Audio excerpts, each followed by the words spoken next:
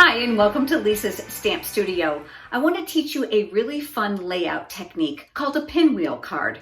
It's going to create a spiral effect using beautiful designer series paper in contrasting patterns. Today's card is going to be using a Christmas theme, but I've got two other cards to share with you today in the video that are not Christmas to give you some ideas on how you can use this all year round. Here's a quick look at the technique we're going to be creating together today. I've got lots of tips to walk you through it. If this is your first time visiting my YouTube channel, I would love to have you subscribe. Click that subscribe button down below and make sure you click that small bell icon that's next to it. That will send you notifications when I'm live here on YouTube, as well as when I upload a new video. Let's head over to the stamp table and let's get started on today's card. Here's a good close-up of that technique. Isn't this pinwheel fun? Very, very simple, so let me walk you through it. You're going to need to either cut or punch 4 pieces of designer series paper that are measuring 1 1/4 inch by 1 1/4 inch. You're going to punch or cut 4 more pieces of the exact same size from a contrasting pattern to coordinate. So for a total of 8 pieces. The best tip I have for you about making this card is to use the Stampin' Up! Grid papers. Now, I absolutely love these because of the center line here. Now, these are very large. They're about 16 inches wide and 10 inches tall. There's a ruler both on the left side as well as here at the bottom, which makes them a really great accompaniment in your stamp area. Using this mark here is going to help us align the panels for what we need to do to create this design. You're going to start with 2 pieces of Whisper White cardstock. They measure 2 5/8 inch square. You'll need 2 of them. I'm going to place the first one on a diagonal shape, and you're going to see how important that grid paper is here. Because of the dark centered line, which is vertically and horizontally, it's going to allow you to line up your paper very well. The next square we're going to attach to it. So I'm going to flip that over. I'm going to add a little adhesive down the center. And what I'm going to do is I'm going to square this on here to create that pattern that we're going to need for the designer series paper in this template. Now the great thing about the grids on here is you're able to make it symmetrical. So I'm just going to hover over the paper to find my center point using the grid lines here at the top as a guide, and then I'll press that in place. So now we've got that perfect pattern. My next best tip for you is the silicone craft sheet. Adhesive, liquid glue, and hot glue will not stick to it. It'll rub right off, which makes it perfect for keeping your work surface clean, especially since we're going to be working with small pieces of designer series paper. I'm going to bring in all 8 pieces. Remember, there's 4 of each pattern. And we're going to start by adhering one at a time, and we're going to alternate. Now, I'm going to give you some tips along the way. They're going to help make this look symmetrical. So I'm going to be choosing to use this side for some of them and this side for the other. Now, on the first piece, we're going to flip it over, and we're only going to place adhesive on one side. And the reason is we're going to have to come back to this piece to get our last piece of the pinwheel put together. I'm going to start up here at the point, and I'm going to turn this to make it easy for my hand, and I'm going to leave a very small margin of white cardstock around the designer series paper at the top and the sides. And then when we're happy with it, we're just going to tack that in place. Now we're going to turn it, and we're going to go over now to our other pattern. You're going to notice that this has a direction, so that's going to be important for us to keep with that direction as we go around this pinwheel. So I'm going to flip this over, and I'm going to add adhesive to the back side. Here at the top, I'm going to determine which direction I want my paper to go in, and then I'm going to tack this down, again leaving that same margin of white along the side and the top to mimic the first panel. We're going to go back now to the other piece, and we'll add adhesive to both sides to this as well, and we're going to turn our pinwheel pattern. And again, we're going to mirror this, leaving a small border all the way around. We're going to continue doing that, but we're going to stop when we get to here. Very important that this piece is going to go in the same direction as this piece. So my stripes are going downward.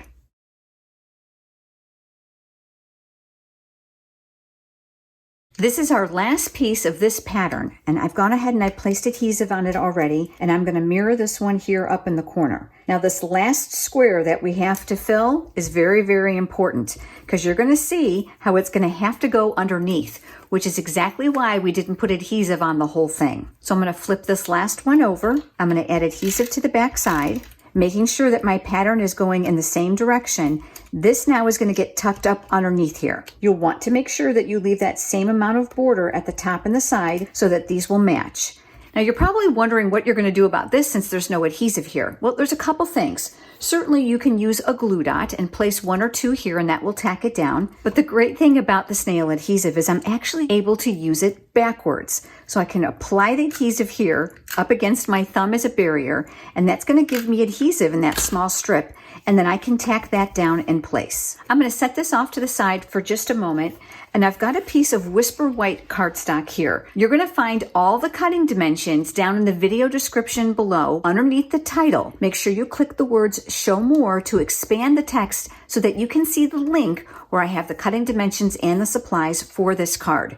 Now I did score it in half right before you joined me, and I'm going to use my bone folder for that nice crisp edge. I want to add my greeting here before I mount this on the base of my cardstock. To coordinate with my designer series paper, I'm going to be using the Real Red ink pad. That's one of the beauties of the Stampin' Up! Products is the color coordination. The ink pad's going to match the cardstock and the accessories and the designer series paper. And I've pulled out this fun movement greeting, and it says lots of love at Christmas. This comes from the stamp set called Itty Bitty Christmas, and you're going to see there's quite a plethora here of greetings for both the outside and the inside of your cards. You're going to be able to find this stamp set in the current Stampin' Up! Holiday catalog. Now, if you don't already have a demonstrator and you're interested in receiving a complimentary copy, head over to lisasstampstudio.com and click on Contact Me. I'm going to ink up that greeting, and I'm going to stamp that here near the bottom center. I'm going to take this piece of cardstock and I'm going to flip that over, and I'm going to add adhesive generously to the back side. This is actually the full card, and it's going to go on a colored panel just to create a new, unique way of opening the card. This is also Real Red, and this is the cardstock that coordinates with that ink pad. And we'll go ahead and press that in place. And now you can see how this is actually the card itself, and this is just the base. Let's go ahead and finish up the pinwheel. I'm going to flip that over, and using my full-size dimensionals, I'm going to add one in each of the points. Now, I'm very aware that my Christmas card is going to get mailed, so I'm very generous with my dimensionals because I don't want my card to come out sagging on the other end. Dimensionals are very inexpensive, and it's going to create a lot of balance to your project, especially through the mail. Once those are in place, go ahead and use your Take Your Pick tool with the paper piercing tool attachment, and you can remove those paper backings. Once those backings have been removed, we're going to go ahead and center this on our card. Now, it's very important that you maintain the direction of the pinwheel. So the points are going to go up and down, and then left to right. So you're just going to center this the very best that you can, and then tack that in place. Now, there's a couple things you can do here. I don't like to cover this because I think it's really, really interesting. So I opted to use the 1/2-inch circle punch and a scrap piece of Real Red cardstock. And I'm going to punch that out. I've got another full-size dimensional here, and I'm going to add that to the back side. And we'll remove that paper backing. I'm going to place that here in the middle of my pinwheel for a focal point. And I chose to play up that white. This beautiful silver metallic edge ribbon is going to do the trick. Double-sided, so you don't have to worry about inverting the ribbon when you tie it. I cut about 4 inches, and I'm going to make a knot just in the center. Pull it tightly because you want to make sure that the knot doesn't come loose as your card is being pulled in and out of the envelope. Once that's secure, go ahead and bring in a glue dot. I'm going to take my knot and press it right on top of that glue dot. I'm going to lift. Any exposed glue dot I can turn to the back so that it won't show, and that's going to go here in the center of that circle. And then I'm going to take my paper snip scissors, and I'm going to give this a slight trim on either end. I have 2 other cards to share with you, so make sure you stay with me. I wanted to play up that silver a little bit, so I'm going to bring in my rhinestones. These already have a glue dot on the back, so I'm going to add one right down here near the greeting just to bring some continuity to the card. But isn't that simple and so elegant? The great thing about this pinwheel technique is you can use it on any type of occasion card. So here's the one we created just now, and then I've got 2 others for you. This one uses the beautiful Designer Series paper from the Perennial Essence Designer Pack, and you can see I alternated the patterns once again to create a really intense image. I did opt to emboss my greeting here in white embossing powder and just a beautiful palette of color. Now the last one here has just a slight modification, and I'm going to walk you through it. It looks identical, doesn't it?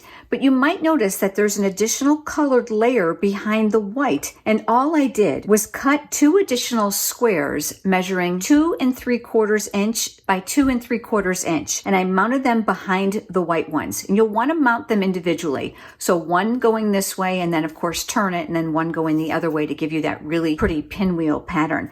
But the center on these is identical, just a different element to decorate the center. Which one of these is your favorite? I would love to know. Leave me a comment below. If you have enjoyed today's video, please give it a thumbs up here on YouTube, which is a like. It certainly helps. And I'm so glad that you've joined me today. And I look forward to seeing you next time. Have a great day.